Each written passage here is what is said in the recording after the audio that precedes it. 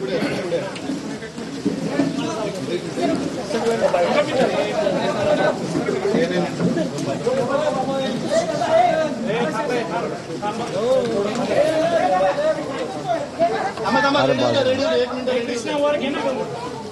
मंत्री उदय सामंत यांनी वैष्णवी यांच्या वडील आणि काकांशी संवाद साधलेला आहे आणि त्यानंतर आता ते माध्यमांशी आपली भूमिका स्पष्ट करतील।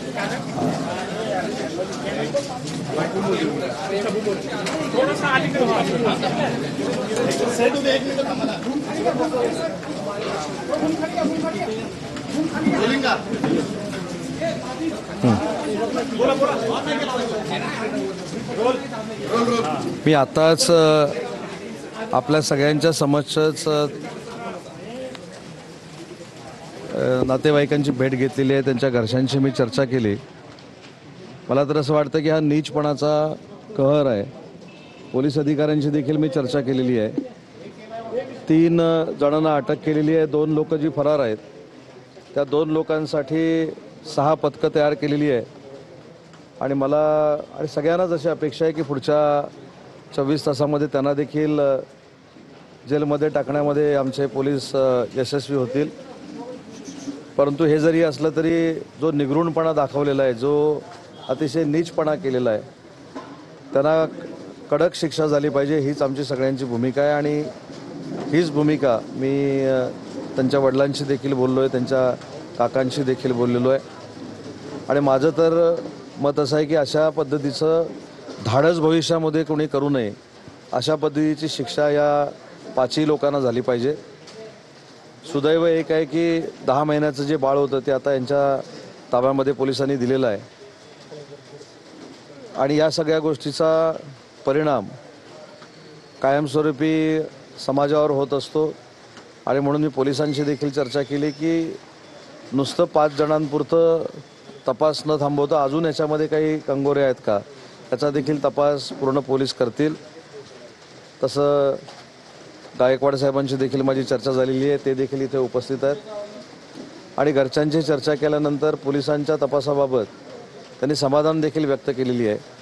परंतु शेवटी साहजिक गेलेली व्यक्ती ज्या निगरूणपणानं मारहाण झाली ती परत येऊ शकत जरी नसली तरी भविष्यामध्ये या घरावर जो फार मोठा आघात झाला आहे तो भविष्यात कुठेही होऊ नये किंवा याची पुनरावृत्ती होऊ नये याची देखील पोलिसांनी दखल घेतली पाहिजे आणि त्याच पद्धतीनं आमचं पोलीस डिपार्टमेंट काम करतंय।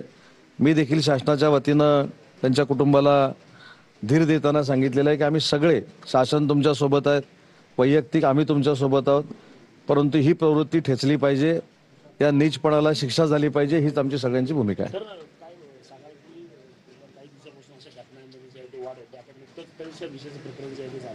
त्यामध्ये देखील आश्वासनांचा पाऊस झाला, मात्र मंगेशकर रुग्णालयावर कुठली कारवाई झाली डॉक्टरांना नाही। मला असं वाटतं की हे दोन विषय आहेत।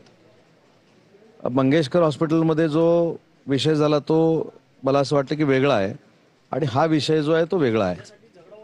नाही मी सांगतो ना हा जो विषय आहे हा विकृतपणाचा कळस आहे, हा नीचपणाचा कळस आहे।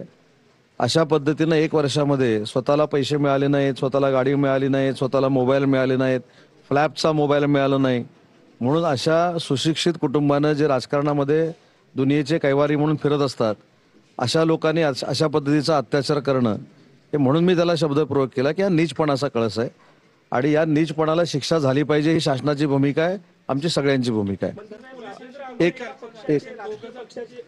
राजेंद्र हगवणे जे ते प्रमुख आरोपी मानले जात आहेत ते एका राजकीय पक्षाचे पदाधिकारी आहेत आणि अजूनही ते फरार आहेत।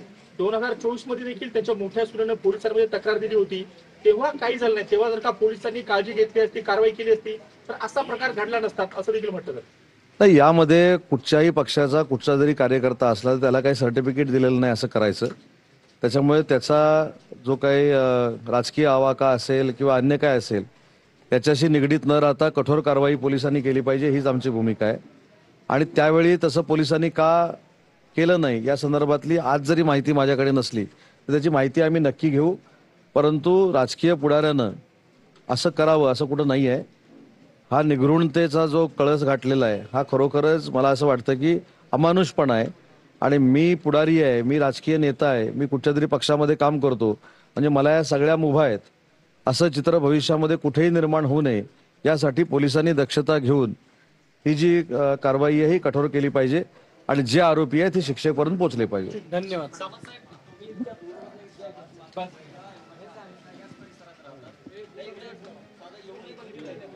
नाही, शासन म्हणून मी इथं आलोय. शेवटी कोण यावं कोण जावं हा प्रत्येकाचा प्रश्न आहे. पण मी जर शासन म्हणून प्रतिनिधी म्हणूनच सांगतोय की कोण आलं आणि कोण जरी आलं नसलं तरी या नालायक लोकांना, विकृत लोकांना शिक्षा झाली पाहिजे, ही शासनाची भूमिका आहे. आणि मगाशी जो आपण प्रश्न विचारला की जे 2 फरार आहेत त्यांचं काय होणार आहे, मला पूर्ण खात्री आहे की येत्या काही तासामध्ये त्यांना देखील अटक होईल आणि सगळी मंडळी शिक्षेपर्यंत पोहोचतील अशा पद्धतीची कारवाई पोलीस डिपार्टमेंट करेल. ठीक आहे. तर आतापर्यंत 3 जणांना अटक केलेली आहे आणि असं धाडस भविष्यात कोणीही करू नये अशी शिक्षा आरोपींना झाली पाहिजे असं सामंत यांनी म्हटलेलं आहे. मंत्री उदय सामंत यांनी कसबटे कुटुंबियांची भेट घेतली, त्यांना धीर दिलाय आणि त्यानंतर त्यांनी माध्यमांशी संवाद साधत आपली